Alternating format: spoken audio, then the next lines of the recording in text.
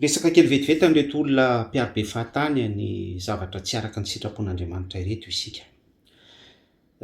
Mametraka fanontaniana aminareo ary olona hoe nareo mieritreritra hiakatra ho any an-danitra. Milaza nareo fa zanak'Andriamanitra, milaza nareo fa fen'ny fanamasina.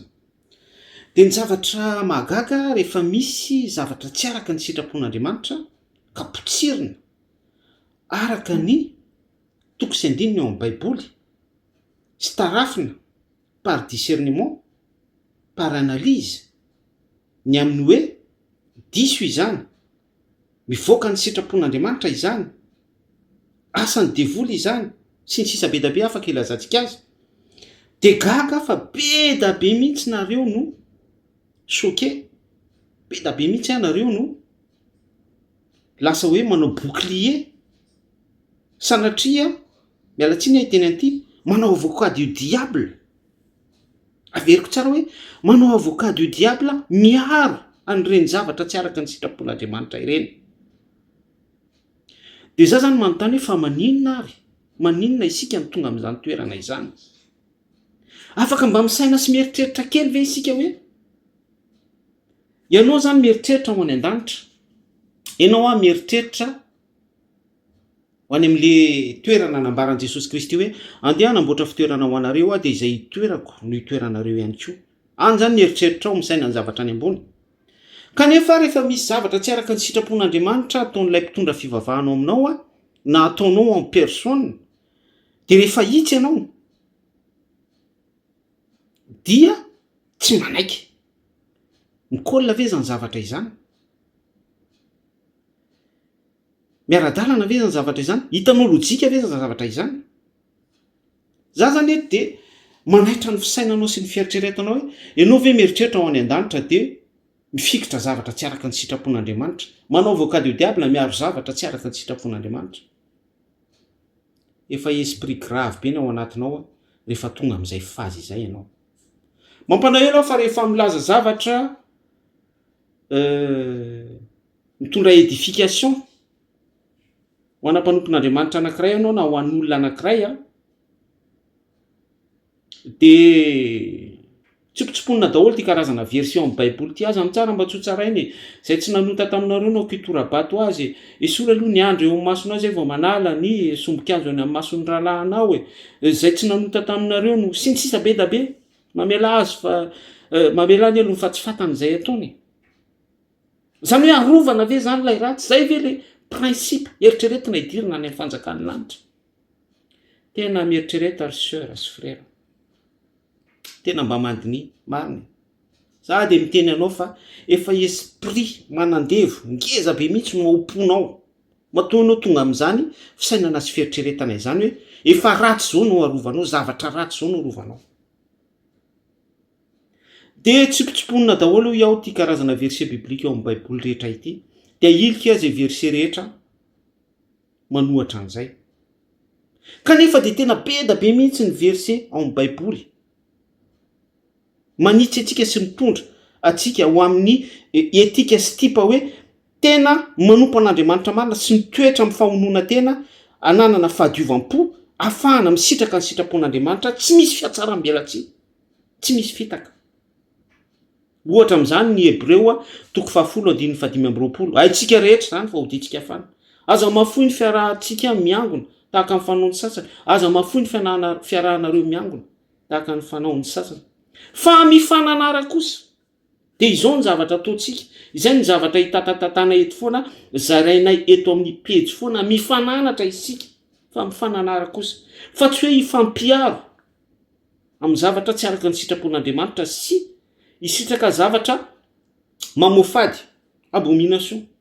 Tsy amin'izay le izy, raha izay ny eritreretanareo hidirana amin'ny fanjakan'ny lanitra dia mamitaka ny tenanareo ianareo, ary mamitaka olona ihany koa. Andriamanitra tsy azonareo fitahana, za ihany koa tsy azonareo fitahana. Tsy haiko hoe tsy fantatrareo ve fa ny fitsarana zay mantsy le izy hoe aza mitsara mba tsy ho tsarainy. Petera voalohany 4:7-7. Zay le tena hoe mba mamaky ihany Baiboly fa aza dia tantaraina fotsiny, mihaino fotsiny. Fa ny fitsaran'Andriamanitra dia miandoha ao amin'ny ankohonana aloha. zay vao mandeha amin'ny fitsarana izao tontolo zao.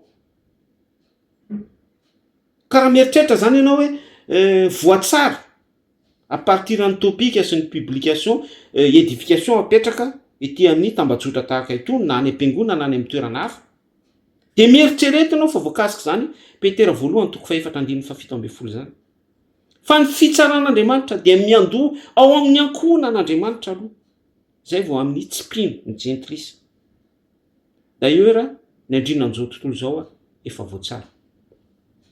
Ka amaranako azy de tsotra be fotsiny ny Ezekela toko 7:30 sy 9 raha hoy izao amin'ny ratsy fanahy. Ino tsara? Raha hoy izao amin'ny ratsy fanahy amin'ny anaran'i Kristy Jesosy, ery ilay ratsy fanahy. Ho faty koa ianao nefa tsy mety mananatra azy ianao hiala amin'ny alehany. De ho faty ny elony ihany izany ratsy fanahy izany. Fa ny rany te adiniko amin'ny tananao. 9 fa raha mananatra ny ratsy fanahy ihany kosa ianao hiala amin'ny ratsy, ny mba hialany amin'ny ratsy, fa izy no tsy mety miala amin'izany, de ho faty ny elony ihany izy nefa ho voavonjinao ny ainao. Rehefa misy zavatra diso re tompoko tsy araka ny sitrapon'Andriamanitra, tsy araka ny Baiboly, tsy araka ny fitarihan'ny fanamasina, dia aitsio aza miatsara velatsia. Aoka tsisy fiatsaram-belatsia zany ny fanomponan'Andriamanitra sy ny fiarahana amin'ny Kristy Jesosy. Ka mialokaloka ambadiko ny azy amin'ny tsara mba tsy ho tsarainy esorano ny andro eo amin'ny masonao zay vao manala ny sombikazo ny amin'ny mason'ny rahalahinao zay tsy nanota taminareo anao kitorabata miafinao ambadika zany daholo. De mitohy manao ny ratsy eto amin'ity firenena ity, ao tokantrano, ao amin'ny ankohonana, ao amin'ny fanambadiana, amin'ny fanomponan'Andriamanitra, tsy menatra akory. Vakio Ezekela toko 7:30 sy 9. Na ny Ezekela 7:30 manontolo mihitsy vakio amin'ny anaran'i Jesosy Kristy. Fitiavana antsika no antony izarana amintsika sy tenenana mahery amintsika. D'un côté za matsapa ihany koa marina foana ny Baiboly. Matio toko 10:30 sy ny Mika toko 7 raha tsy diso aho. Ny ankohonan'ny olona, ny fahavalon'ny olona, dia ny ankohonany ihany. Ny ankohonan'ny olona ihany ny fahavalony. Inona ny soratra masinambarana zany? Za zany tena mandinika fa ny isatra sy ny ankohonan'ireo tena mitory ny filazantsara tahaka izao sy ireo rahalasy ranabavy izay miray lalana amiko misaotra ny tompo, de tsy izy akory fa reo milaza azy ho zanak'Andriamanitra sy milaza azy ho fen'ny fanamasina. Reo ankohonana milaza azy ho efa nateraka indray aho. Reo milaza azy ho amenina isan'andro eto amin'ny Facebook sy any amin'ny rehetrarehetra any hoe fahasoavan'ny tompo sy ny sisa be da be. Za tena mahatsapa mihitsy hoe reny ihany kainy tena fahavalon'ny filazantsara. Averiko indray, ny ankohonan'ny olona ihany ny fahavalony.